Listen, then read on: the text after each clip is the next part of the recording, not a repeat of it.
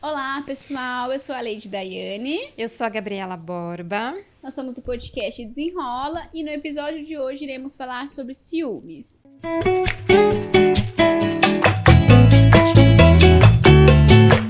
Ciúmes é uma emoção natural, mas quando experienciada de forma exagerada, pode prejudicar muito as nossas relações amorosas.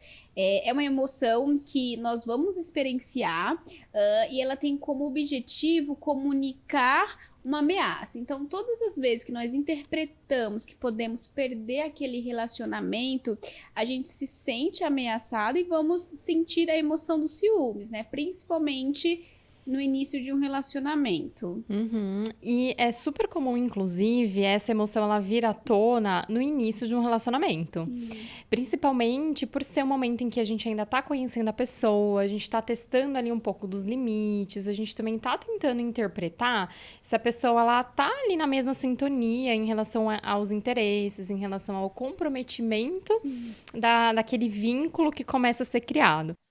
Então, já quero começar aqui contando uma história do que aconteceu no início do meu relacionamento, que eu acho que faz bastante sentido, assim, com esse contexto que a gente quer trazer sobre o ciúme no início da relação. Eu já sou casada há um tempo e logo assim, no comecinho do casamento, aconteceu do Juliano precisar fazer uma viagem para um projeto social que ele participava. Legal. E eu sabia que nesse evento ia ter ali algumas dinâmicas, algumas interações. É um evento que rola também muita música, então eu sabia. E no fundo, tinha aquela insegurança de quem eram as pessoas que iam estar lá. Eu não conhecia quem eram as pessoas, não conhecia o ambiente. Então, rolava ali uma certa insegurança, apesar da gente sempre ter construído ali uma relação de confiança entre nós. Mesmo assim, ainda rolava ali um pouquinho do ciúme dele estar distante. Sim. E aí, a gente sempre se falava, na época, essas questões de acesso ainda não existia o WhatsApp, mas a gente conseguia se falar bastante. E aí, teve um dia à noite, nunca esqueço, um domingo à noite, tava lá olhando as redes sociais, aí eu vi um vídeo que um colega nosso em comum publicou da abertura do evento. Eu falei assim, que legal, né? Deixa eu ver aqui como que foi. E aí... nessa filmagem, ele filmava, assim, o evento. Tinha um palco, né, enorme, daí ele filmava o palco, assim. E toda vez que ele vinha pra cá com a câmera, eu via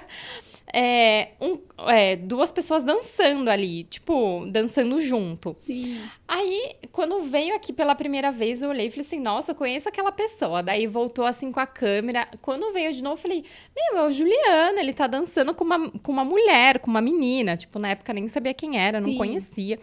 E aí já começaram a vir vários pensamentos, né? Putz, ele tá interessado por outra, ele tá lá dançando com uma outra garota. O que será que ele tá fazendo além de dançar? Então, a minha mente foi me dizendo várias coisas. E eu sou uma pessoa que eu costumo não agir por impulso. Então, o que eu fiz? Guardei aquela informação e fiquei ruminando aquilo, pensando sobre aquilo e tentando pensar em qual que era o Sim. momento que eu ia tentar a validação de que aquele meu ciúme me trazia alguma mensagem que era real. E aí, depois de uns 2 dias mais ou menos, eu conversando com ele, eu perguntei de uma forma meio irônica, né? E aí, tá dançando muito por aí? Ele falou assim, dançando? Como assim? Eu nem dancei. E aí, né, nossa, pra mim, na época, ele tava mentindo. Não dançou? Como assim você não dançou? Eu vi um vídeo seu dançando com uma menina e não sei o quê. E aí, hoje eu dou muita risada quando eu conto essa história, porque hoje, olhando, parece algo tão simples, sabe? Ele tava ali com a pessoa e é normal, tava todo mundo dançando, não era só ele, tinha várias pessoas. E isso é comum mesmo nesse tipo de evento, enfim. Mas na época, como era ainda o começo do relacionamento, a gente ainda tava ali entendendo como cada um funcionava em relação às amizades, em relação à liberdade, porque ter uma relação também que dê a liberdade do parceiro fazer coisas que é importante para ele, isso sem dúvida é o que mantém uma relação mais saudável. Mas na época eu ainda não tinha essa maturidade para entender e para interpretar. Mas depois a gente conversou, ele explicou como que era o evento, quem que era a pessoa, e no fim eu vi que realmente não tinha nada a ver. Interessante. E o que você está colocando como a nossa interpretação dos eventos pode influenciar muito no comportamento, porque quando você fala assim para ele, você estava dançando muito, Porque você viu um recorte de um todo, porque o evento estava baseado em alguns dias, em vários momentos. E aí, quando você pergunta para ele, você estava dançando bastante? Ele, não, eu não tô dançando, eu tô aqui trabalhando. Talvez ele nem se lembrou que naquele momento específico ele fez ali uma dança e tal. E aí você já interpretou, nossa, então ele tá mentindo pra mim. Né? Mas ele estava mentindo pra você, ou baseado no que ele estava vivendo, aquela dança talvez de 3 minutos, 2 minutos, era o mínimo em relação a todo o evento, e talvez ele nem se lembrava daquele episódio, né? Então, exatamente. Trazendo esse exemplo, quando a pessoa tem um ciúmes patológico, esse comportamento ele acaba sendo bem exagerado, porque ela acaba entrando em várias interrogações, ela fica interrogando, e nada que a pessoa explica é o suficiente, talvez essa explicação, não, mas eu dancei só uma vez, né? Não, mas mentira, será que você dançou só uma vez mesmo? Então a pessoa fica questionando sobre o passado, querendo saber detalhes do outro relacionamento, querendo saber detalhe do ex ou da ex, interrogando, acusando, não, mas você então fez isso, então você fez aquilo, porque eu não acredito em você. Então todos esses comportamentos é indício de um ciúmes patológico, né? E gera um sofrimento muito grande para a pessoa que vive ali um enciumado, tanto para o parceiro da pessoa que tem bastante ciúmes, né? Porque é um grande investimento de energia a qual você não consegue chegar realmente em uma resposta, porque a pessoa que tem ciúmes, ela tem muita dificuldade de tolerar a incerteza, né? Tolerância à incerteza. Então ela faz várias e várias perguntas, mas isso só aumenta a dúvida dela, né? Então ela faz aqueles comportamentos achando que vai saciar. E não. Pelo contrário, vai surgindo mais e mais pensamentos. E isso pode trazer muitos outros prejuízos em relação a esses comportamentos, que podem ser prejuízos que coloquem a vida da pessoa em risco. Então, por isso que é importante, inclusive, a gente entender como que funciona essa mente ciumenta. E existe 4 pilares que a gente quer compartilhar aqui. O primeiro é sobre as crenças centrais, que é também um norte para esse funcionamento. Então, o que são as crenças? É tudo aquilo que a gente acredita sobre nós mesmos e tudo aquilo que a gente acredita sobre o outro. E essas crenças, elas são constituídas a partir da nossa infância, de tudo que a gente vivencia, especificamente sobre essa parte de relacionamentos amorosos. Então, tudo que a gente observa da relação dos nossos pais, que a gente observa da relação das pessoas ali que estão ao nosso redor. Então, a gente vai entendendo aquela dinâmica e introduzindo aquilo como crenças centrais, que é o que mais pra frente vai nortear os nossos comportamentos. Sim, essas crenças são a maneira como a gente enxerga, né, o nosso relacionamento, como a gente enxerga o outro, a nós e o mundo, então como a gente vai enxergar o nosso relacionamento, né? Então, a gente vai interpretar tudo baseado nessas crenças. E depois dessas crenças vêm as nossas regras, né, que são conjuntos de comportamentos e atitudes que a gente forma para não entrar em contato justamente com essas crenças, né? Então, algumas regras vai se formando e a gente vai tendo vários comportamentos para manter ali aquele funcionamento, como, por exemplo, se o meu esposo, o meu namorado trabalha no escritório com várias mulheres, então ele vai me trair, né? Então, ele vai deixar de me achar interessante. Então, ela acaba tendo essa regra, e essa regra vai guiar também alguns comportamentos desadaptativos. Ela vai acabar pedindo para a pessoa não falar com outras mulheres, ou até mesmo homens, né? Se for figura oposta, vai pedir para não formar amizade, para não sair para jantar junto, para almoçar, quer dizer, às vezes pode até mesmo ser um jantar de negócios. Então, ela acaba tendo essas regras baseado no conjunto de crenças. Em complemento a esse tópico, vem o terceiro, que são os pensamentos enviesados, que tem bastante relação com as nossas regras, que é a forma com que a gente fica constantemente buscando evidências sobre aquilo que a gente chama de regras, que também tem a ver com as crenças. Então, por exemplo, se a gente acredita que não se pode confiar em homens, ou a gente acredita que não se pode confiar em mulheres, a gente vai sempre ficar buscando evidências de que realmente comprove que a gente não deve confiar. Então, a gente sempre vai entender que as pessoas mentem e os comportamentos de mentira vão puxar e chamar muito mais atenção. E o interessante é que a nossa mente, ela não é desenvolvida para a gente pensar estatisticamente. A gente não pensa em porcentagens. O que mais chama a atenção da gente são as histórias e as imagens. Então, se a gente fosse pensar estatisticamente, qual que é realmente o percentual de homens ou mulheres que de fato não são confiáveis? Se a gente for pensar estatisticamente, considerando Sim. a quantidade de pessoas que existem no mundo, essa possibilidade ela é bem pequena.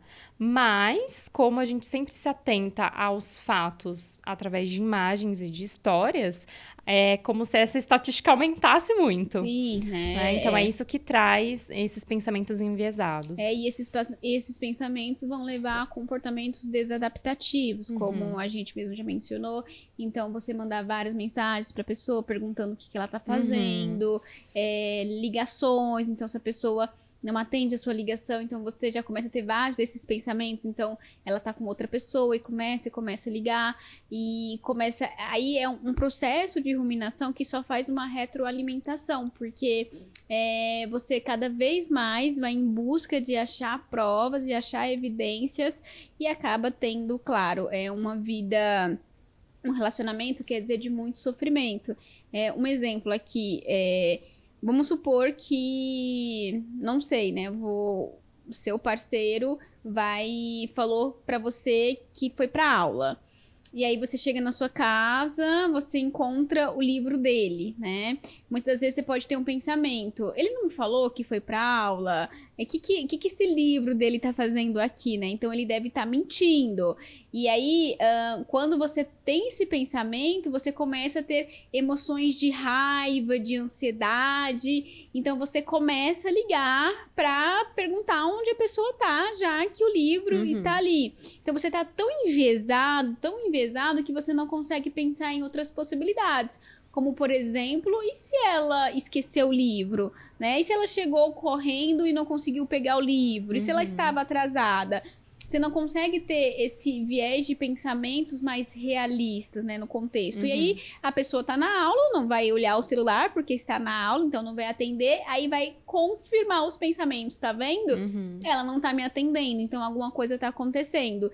Então, ela tem essa dificuldade de ter pensamentos mais realistas. Então, uma mensagem que eu quero deixar aqui que é muito importante é ter pensamentos e sentimentos sobre os ciúmes não é tão confortável assim, mas não é tão o problema. O problema são os nossos comportamentos, né? Porque é os nossos comportamentos que vai fazer com que o nosso relacionamento se desgaste e que a gente cada vez mais tenha brigas e conflitos, porque a gente vai, às vezes, ter sentimentos de ciúmes, a gente vai pensar, talvez, coisas assim, nossa, será que tá acontecendo alguma coisa?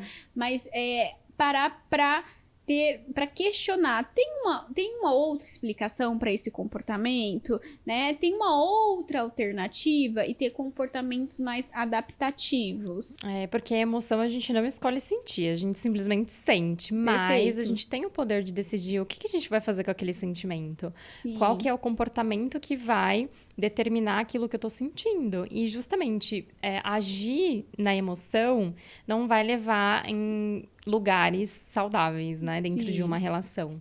Perfeito, né? Então, quando a gente já tem ali um histórico, talvez, de relacionamentos que não foram tão saudáveis, assim, a gente pode estar ali mais vulnerável ao sentimento de ciúmes. Não significa que todos os nossos relacionamentos serão ruins, mas a gente precisa trabalhar para ter uma emoção adaptativa ao contexto. Então, é muito importante a gente linkar aqui alguns elementos que faz com que a gente, mesmo sentindo os ciúmes, tenha um relacionamento mais saudável.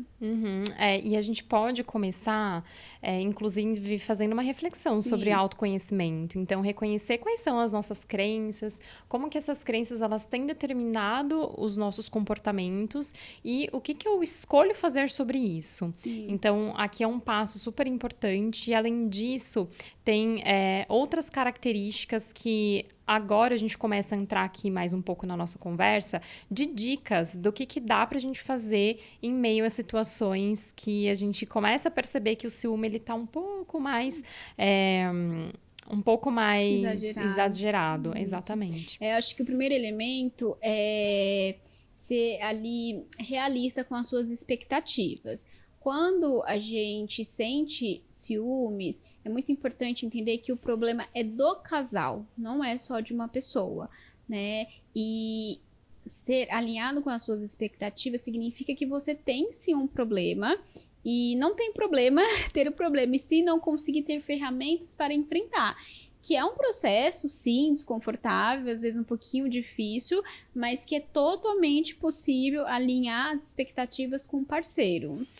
O próximo tópico é sempre lembrar que todos nós temos bagagens. Sim. Então, existe uma grande possibilidade de a gente se envolver com uma pessoa que já passou por outros relacionamentos amorosos, que já gostou de outras pessoas, e isso é normal. E a gente precisa entender e aceitar isso e refletir o quanto que vale a pena a gente ter esse papel investigativo de querer saber sobre todas as relações que a pessoa já teve, o que ela fez, o que ela deixou de fazer, quem são as pessoas que ela já se relacionou. Apenas aceitar que cada um tem a sua bagagem e essa bagagem, de uma certa forma, ela pode contribuir positivamente para uma relação saudável, entendendo aquilo que ela fez, que não deu certo e que não deve replicar na relação futura. Sim, um outro ponto que é muito importante é esquecer a ideia de querer estar certo, né? Isso não vai levar o seu relacionamento para frente.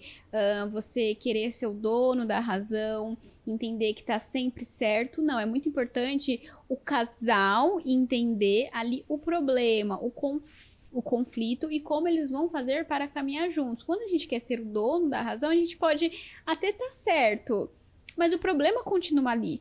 Né? Então, ter ali a razão, querer ser o dono da razão, não vai ajudar no relacionamento. Sem dúvida. E outra questão também que contribui muito é sempre focar naquilo que importa. Então, o ciúme, ele coloca a gente numa posição de sempre ficar ruminando, de ficar trazendo ali para dentro do contexto da relação e da parceria com a pessoa sentimentos que não são tão saudáveis, que são transferidos também nesses comportamentos desadaptativos. Então, focar naquilo que é importante, que é ter momentos de alegria com a pessoa, criar memórias afetivas, curtir e fazer com que os dois se sintam bem um na companhia do outro. Isso é muito mais valioso do que continuar se prendendo a eventos do passado e tentando adivinhar o que pode acontecer no futuro, muito nesse sentido, né? Da insegurança, da incerteza. Então, focar naquilo que realmente é mais valioso nesse momento, sem dúvida, é algo que ajuda muito na relação. E outro elemento é considerar o ponto de vista do parceiro. Porque se ele tem aquele pensamento, se ele tem aquele sentimento, é baseado em alguma interpretação. Então, é muito importante você parar e entender ali o ponto de vista do parceiro, não falar assim, isso que você está pensando é besteira, para de pensar isso, não vamos falar sobre isso, que não tem relevância. Você acaba anulando e fazendo com que o outro tenha mais insegurança. Então, considere o ponto de vista do seu parceiro, da sua parceira, pare realmente para entender esse ponto de vista, que é válido, né? Não significa que você concorda, mas que é válido ele ou ela ter aquele ponto de vista. E mostre sempre que você tá ouvindo. Sim, porque é muito ruim também ali numa discussão, numa conversa, a gente ter a sensação de que a pessoa não está ouvindo a gente. Então, se dispor a ter essa comunicação mais assertiva, a ouvir e ir além daquilo que a pessoa tá falando e tentar entender, poxa, o que ela quer dizer com isso? Sim, e também não agredir, né, o outro, acusar. Para, você é louco.